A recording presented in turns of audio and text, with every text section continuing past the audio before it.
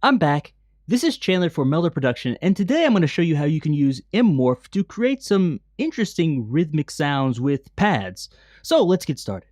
So you see here I have 3 tracks. The first one in green is drums, the second one is guitar, and the third one is a pad. It's just a basic pad sound, so let's forget about the guitar for now, and let's just listen to the drums and the pad together.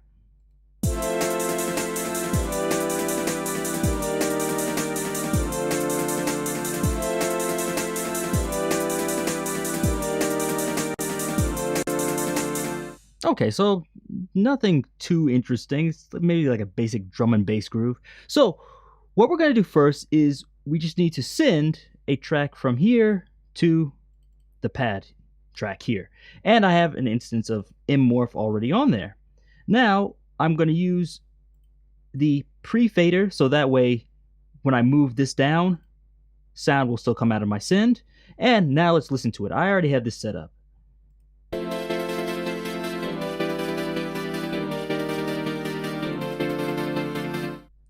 So let me show you how I did that. So first, let's start with the default. And if we play this, it's going to sound a bit different.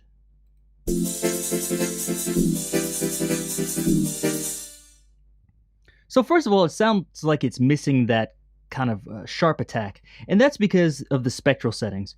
When you have it at a higher number, it's going to be more harmonically accurate, but less rhythmically accurate. So if I set it at 4096 like this.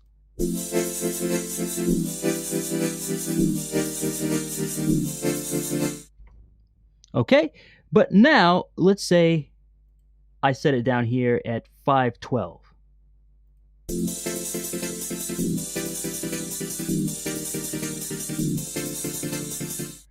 So that's a bit more rhythmically accurate, but now I think I'll leave it there. I usually like to set this between 512 and 4096.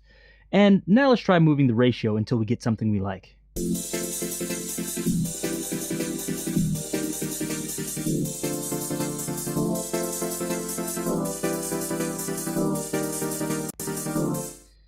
So that's pretty good.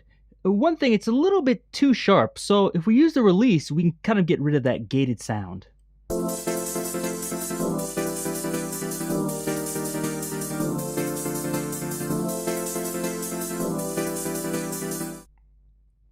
The next thing we can do is work on the tone. It seems like it has a little bit too much high end, so by moving the tone, we can either exaggerate that or we can decrease it.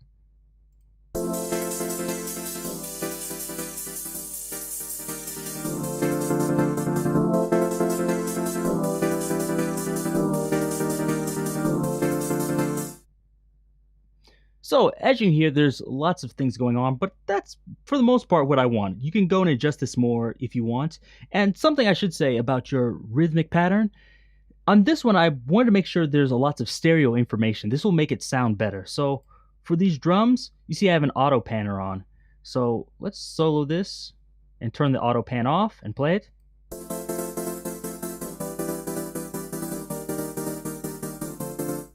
Now let's turn the auto panner on with the hi-hat.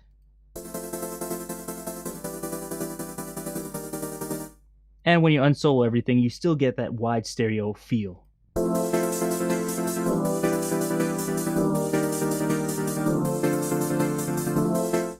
In the mix with the rest of the drums, it's not quite so prominent, but you can still see it really does enhance things.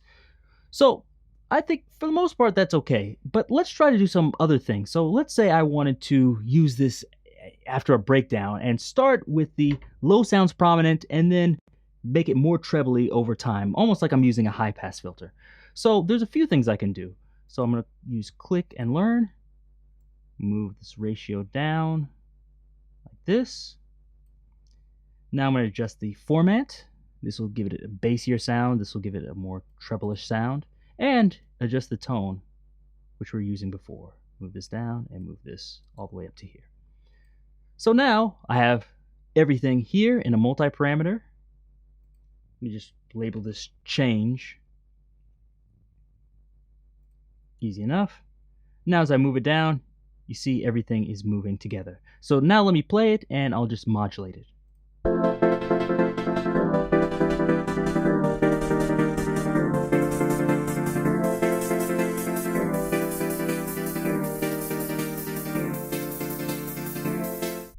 So you can see how it changed characters over time, and you can also hook this up to a modulator here. And now I can just turn this on like this and modulate it however I want. Let's see, it's modulating a little bit too much. So let's try just between here. Just a little bit of modulation, not too much. Let's hear the sounds.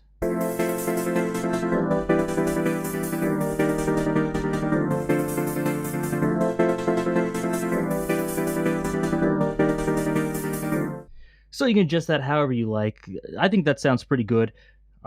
Last touch, I just put a little bit of reverb on there.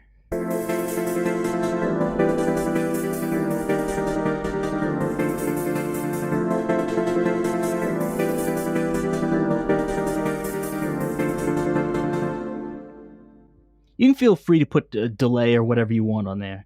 And last, I'm going to show you how to do the same thing with just a guitar. So I did the exact same thing. I have Ascend moved over here to the guitar track, and I have MMorph. And let's just start with the default patch again. So for the guitar, it's a little bit rough on the top end, so I'll let you hear it, but to me, it doesn't sound great as is.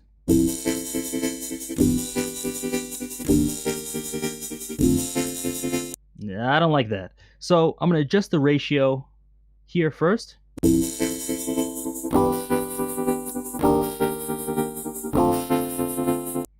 Next thing, I want to adjust the compression. The compression kind of makes those harsh sounds come out a little bit more than they should. So adjust that. A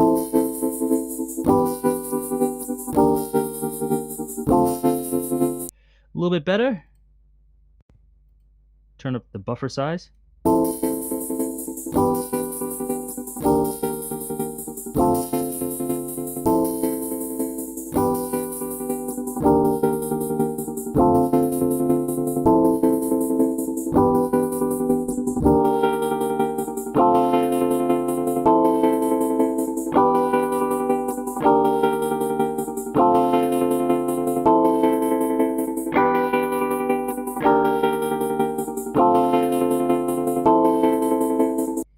So, as you saw, I adjusted the tones on each one. So this first one, which is the guitar, A here, it had too much bass, so I heard that car at the bottom, and I didn't really like that.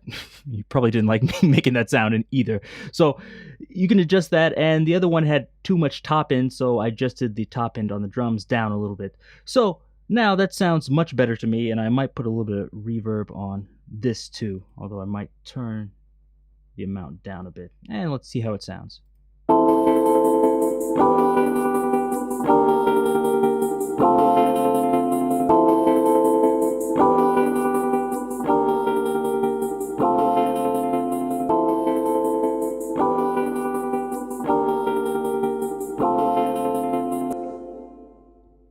So, as you heard there, I created some interesting guitar effect using the drums. So, for me, I oftentimes have like loops and things you get for free, and I think, what am I going to do with all these rhythmic loops? But this is a really cool thing you can do with them, and I suggest using them with a pad or a guitar or piano, something that has a full spectrum. That way, when the drums play, it will excite all the different frequencies, and it sounds different than just using like a volume shaper, for example. You can get all sorts of interesting rhythmic sounds with this. But let me know if you like this. Give me a thumbs up, leave me a comment down below, and check out all the other plugins at meldaproduction.com. Till next time, see you.